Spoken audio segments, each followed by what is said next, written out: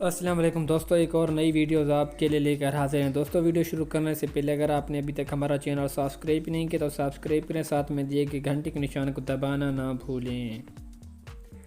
भूल या जिन किस कमरे में नहीं जाते।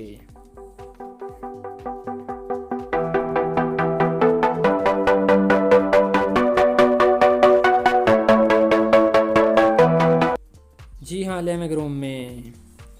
वो कौन सी चीज़ है जो गा तो सकती है पर बोल नहीं सकती, फैलांग तो सकती है पर दौड़ नहीं सकती।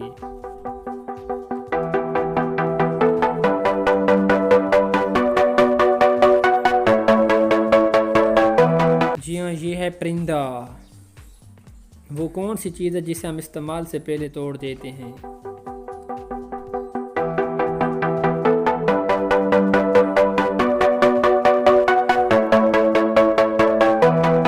एक जैनी अंडा।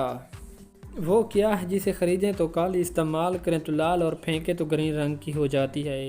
दोस्तों, हर सवाल को सोचने के लिए आपके पास 10 सेकेंड है।